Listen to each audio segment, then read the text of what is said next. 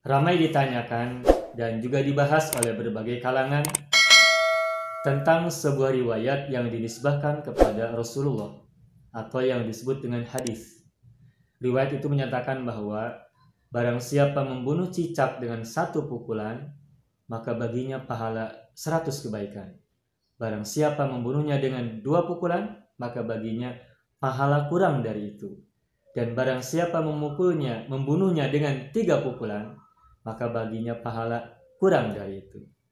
Nah, berdasarkan riwayat ini lantas ada kesimpulan atau pemahaman bahwa membunuh cicak itu dianjurkan atau bahkan disunahkan atau bahkan diharuskan. Nah, kali ini kita akan coba bahas hadis ini atau riwayat ini dengan tinjauan yang berbeda dari beberapa yang pernah kita dengar atau juga mungkin yang pernah kita tonton atau pernah kita baca. Sebagaimana yang kita ketahui dalam ulumul hadis, ketika kita membahas sebuah hadis itu ada 2 pendekatan. Pertama pendekatan sanad, kedua pendekatan matan. Sanad adalah rangkaian para perawi sejak penerima, sejak pencatat berdasarkan riwayat dari mendengarnya dari anu terus sampai ke tingkat perawi paling atas sampai sahabat itu berkata bahwa Rasulullah bersabda bla bla bla atau bahwa Rasulullah melakukan ini dan ini.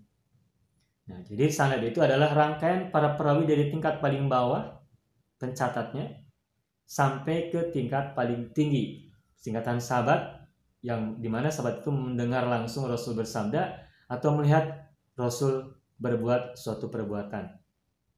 Nah, sedangkan matan adalah isi dari hadis itu atau konten hadis itu, yakni berupa sabda Rasul atau perbuatan Rasulnya. Nah, kali ini kita tidak akan membahas tentang kualitas sanadnya atau kita tidak akan membahas tentang bagaimana kekuatan para perawi yang ada di semua tingkatan sanad. Apakah mereka dobit, sikot, bisa dipercaya atau tidak. Nah, tapi kali ini kita akan coba bahas hadis ini, tinjau hadis ini lewat pendekatan matan. Riwayat tadi adalah bercerita tentang cicak, dan cicak itu adalah salah satu binatang, salah satu hewan. Seperti yang kita ketahui bahwa di antara makhluk-makhluk Allah yang Allah ciptakan, yang mendapatkan taklif dari Allah Subhanahu wa taala, yang menerima taklif berupa dosa dan pahala, berupa hukum halal, haram, wajib, haram, sunnah, makruh dan mubah, itu 2, yakni jin dan manusia. Allah berfirman, "Wa ma khalaqtul jinna wal insa illa liya'budun." Dan aku tidak ciptakan jin dan manusia kecuali agar mereka menyembahku. Jadi yang mendapatkan taklif, mendapatkan beban untuk beribadah kepada Allah, menyembah Allah Subhanahu wa taala, dan di dalamnya ada perintah, ada larangan, ada dosa, ada pahala, ada wajib, ada haram, ada sunnah, ada makruh, ada mubah, itu makhluknya 2, jin dan manusia. Sedangkan binatang, hewan-hewan, tumbuh-tumbuhan, gunung, laut, bumi, langit tidak menerima taklif, sehingga mereka tidak dibebani hukum-hukum taklif berupa kewajiban atau larangan. Mereka tidak ada dosa, mereka tidak ada pahala, karena mereka bukan makhluk-makhluk yang menerima taklif dari Allah. Mereka tidak dibebani oleh perintah dan larangan. Karena mereka tidak dibebani perintah dan larangan, maka tidak ada dosa dan tidak ada pahala bagi mereka semua, termasuk cicak. Nah, sehingga anggap saja ada seekor binatang melakukan sebuah tindakan, mungkin mereka membunuh binatang yang lain, atau juga mungkin mereka memangsa binatang yang lain, atau juga mungkin mereka membunuh manusia bahkan, maka mereka secara fitrah mereka tidak dibebani hukum kesalahan, tidak dibebani hukum dosa dan pahala, mereka tidak dibebani larangan, keharaman atau perintah kewajiban, karena binatang bukan makhluk yang mendapatkan taklif. Itu yang pertama. Yang kedua, andaikan anggap saja cicak itu berbuat dosa, maka apakah dosa yang dilakukan seekor cicak itu diwariskan kepada teman-temannya atau kepada keturunannya. Seperti yang kita ketahui, konon disebutkan bahwa kenapa ada anjuran membunuh cicak. Konon diriwayatkan bahwa dulu pada zaman Nabi Ibrahim alaihissalam, ketika beliau dibakar oleh Raja Namrus, itu kayu bakar disiapkan dan api dinyalakan. Nah, binatang-binatang yang lain konon katanya itu menghalangi Namrus untuk membakar Nabi Ibrahim. Bahkan ketika api sudah menyala, para binatang yang lain ikut berusaha memadamkan api. Ada yang disebutkan burung datang dengan paruhnya yang sudah berisi air untuk menyiram api agar padam. Nah, disebutkan katanya ada seekor cicak yang dia bukannya ikut memadamkan api, malah dia ikut mengipas-ngipasi agar api tetap menyala dan tetap membakar Nabi Ibrahim. Nah, katanya kenapa cicak itu harus dibunuh adalah karena cicak dulu pada masa Nabi Ibrahim pernah berbuat salah, yakni ikut meniup-niupkan api agar tetap menyala untuk membakar Nabi Ibrahim. Nah, sekarang kita coba lihat, seandainya cicak telah berbuat kesalahan karena ia telah meniupkan api, mengipas-ngipaskan api agar tetap menyala untuk membakar Nabi Ibrahim. Nah, pertanyaannya, cicak yang melakukan kesalahan itu hidup kapan? Dia hidup pada masa Nabi Ibrahim. Dan diceritakan yang melakukan itu hanya satu cicak. Dan tentu pada masa itu ada banyak cicak yang lain. Dan sekarang, berapa puluh abad setelah kejadian itu, ada banyak jutaan cicak atau mungkin bahkan ada miliaran cicak yang lain yang hidup di semesta ini. Nah, apakah dosa yang telah dilakukan oleh seekor cicak pada masa dahulu itu diwariskan kepada cicak-cicak yang lain, baik cicak-cicak yang semasa dengannya atau cicak-cicak yang hidup pada generasi zaman-zaman jauh sesudahnya? Nah, kalau kita mengatakan bahwa cicak-cicak yang hari ini harus dibunuh karena dulu seekor cicak telah melakukan kesalahan atau dosa, maka ini berarti kita mengakui adanya dosa warisan. Pada Allah dalam Al-Quran pernah berfirman, wala taziru waziratun wizra ukhra. Seorang jiwa tidak menanggung dosa jiwa yang lain. Jangankan cicak yang satu masa, jangankan cicak yang beda generasi, bahkan manusia yang menerima taklif dari Allah, yang menerima kewajiban dari Allah dan juga menerima beban larangan, itu ketika mereka berbuat dosa, maka dosanya tidak dibebankan pada orang lain, baik pada saudaranya yang hidup semasa, pada orang tuanya, pada anak keturunannya, atau pada generasi-generasi berikutnya. Tidak ada dosa warisan. Toh kita juga sama-sama paham, kita menolak adanya konsep ataupun doktrin dosa warisan yang ada pada agama tertentu.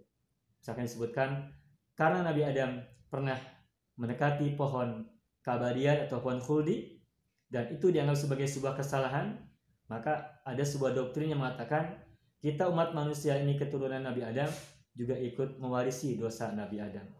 Nah, kita menolak adanya dosa warisan untuk manusia yang menerima taklif dari Allah. Nah, jika kita menolak adanya konsep doktrin dosa warisan untuk manusia yang menerima taklif dari Allah, maka apalagi untuk binatang yang tidak ada taklif, tidak ada kewajiban, tidak ada larangan untuk binatang, tidak ada dosa, tidak ada pahala untuk binatang. Sehingga jika kita menolak adanya konsep doktrin dosa warisan untuk manusia, bagaimana mungkin kita bisa menerima konsep doktrin dosa warisan untuk binatang dan hewan? La taziru waziratun wizra ukhra. Tidaklah seorang jiwa menanggung dosa jiwa-jiwa yang lainnya, baik jiwa yang semasa hidupnya sama maupun jiwa-jiwa yang lahir generasi berikutnya. Apalagi boleh jadi cicak-cicak yang hari ini ada kita temukan itu belum tentu keturunan dari cicak pelaku yang melakukan dosa pada masa Nabi Ibrahim. Itu pun kalau dia dianggap sebagai ikut berdosa. Padahal Islam tidak mengenal dosa warisan. Itu yang kedua. Yang ketiga, kita sama-sama tahu bahwa tujuan diutusnya Rasulullah oleh Allah Subhanahu wa taala adalah untuk menjadi rahmat bagi semua alam, bagi semesta alam. Wa ma arsalnaka illa rahmatan lil alamin. Kami tidaklah mengutus engkau hai Muhammad kecuali sebagai rahmat bagi semua alam, bagi semua semesta.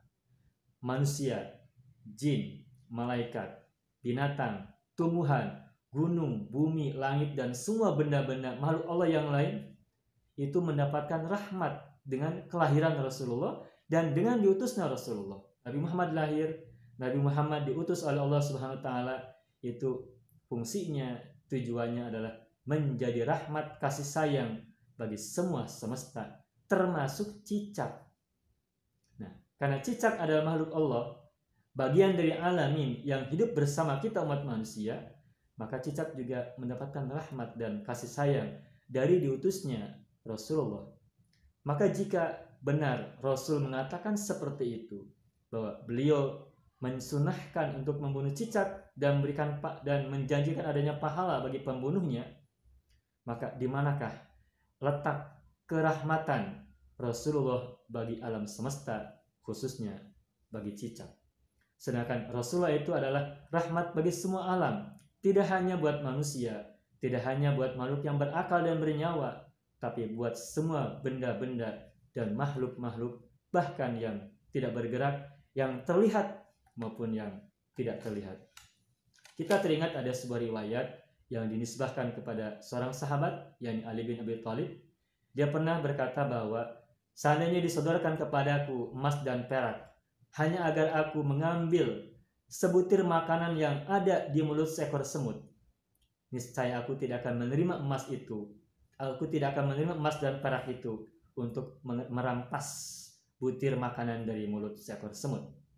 Nah, ini menunjukkan betapa akhlak Islam itu adalah akhlak yang sangat menjunjung kasih sayang, bukan hanya kepada sesama manusia, tetapi juga bahkan kepada sesama makhluk hidup yang lain, bahkan sesama alam.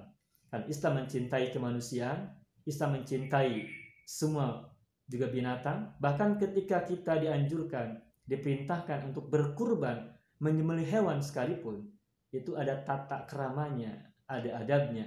Tidak boleh menyakiti hewan, dan tetap memperlakukan hewan yang akan kita kurbankan, yang akan kita sembelih itu dengan perlakuan yang sebaik-baiknya. Dan Islam juga adalah agama yang mencintai lingkungan, baik lingkungan-lingkungan yang dekat maupun lingkungan-lingkungan yang jauh.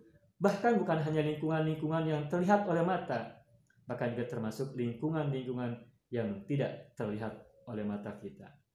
Nah, sehingga berdasarkan 3 pemahaman tadi, maka perlu kita kembali mengulas dan meninjau apakah benar riwayat tadi itu betul-betul Rasulullah yang mengatakannya. Karena dalam sumber hukum Islam, sumber hukum yang pertama dan paling utama adalah Al-Quran. Sedangkan hadis peringkatnya adalah yang kedua. Karena hadis itu peringkat yang kedua, maka yang jadi sumber utama itu, yang menjadi acuan itu adalah Al-Quran. Kenapa? Karena Al-Quran itu adalah qat'iyyul wurud, pasti benar adanya. Tidak ada satupun ayat Al-Quran yang salah. Tidak ada satupun ayat Al-Quran yang palsu. Sedangkan hadis, kita sama-sama sudah pernah belajar dalam ulumul hadis bahwa ada sebagian hadis-hadis yang dinisbahkan kepada Rasulullah itu tidak sedikit atau bahkan banyak yang palsu, yang mudallas, yang maudhu', yang mukhtalaq, dibuat-buat lalu dinisbahkan kepada Rasulullah untuk menguatkan ucapan seseorang atau untuk membenarkan tindakan seseorang atau satu kaum. Nah, karena hadis itu sebagian ada yang sahih, ada yang hasan, ada yang dhaif, ada yang asli dari Rasulullah sendiri, tapi juga ada yang palsu bukan dari Rasulullah, maka berkaitan dengan hadis itu, maka tentang hadis itu sifatnya adalah dhanniyul wurud, bisa jadi benar itu dari Rasulullah, bisa jadi juga itu sesuatu yang hanya dinisbahkan saja pada Rasulullah, padahal bukan dari beliau. Oleh karena itu, maka berkenaan dengan sebuah riwayat, ketika kita mendengarnya lalu kita memahaminya, maka untuk mengecek, salah satu upaya untuk mengecek apakah riwayat tadi benar dari Rasulullah atau bukan, diantaranya adalah dengan cara kita bandingkan dengan ayat Al-Quran. Karena yang namanya hadis itu, kalau dia sahih, itu tidak ada yang bertentangan dengan nilai-nilai Al-Quran. Tidak ada yang bertentangan dengan nilai-nilai Islam. Ketika ada sebuah riwayat bertentangan dengan Al-Quran, dengan kanun ayat Al-Quran, maka riwayat tadi perlu ditinjau dari secara sanadnya, termasuk juga secara matanya. Nah, sehingga berkenaan dengan hadis tadi, maka sekali lagi kita pun perlu melihatnya dan meninjaunya. Kita tidak mungkin menerimanya begitu saja, karena yang namanya hadis itu ada berbagai macam kualitasnya dan juga ada berbagai macam tingkatannya. Jangan sampai kita mendapatkan hadis, tapi kemudian hadis itu adalah hadis yang boleh saja itu hadis yang tidak benar dari Rasulullah, hanya dinisbahkan saja kepada beliau, padahal sesungguhnya boleh jadi bukan hadis. Meskipun hadis itu berada di sebuah kitab hadis, karena penulisnya adalah sama-sama manusia yang tidak lepas dari keluputan, kelepatan, dan kesalahan.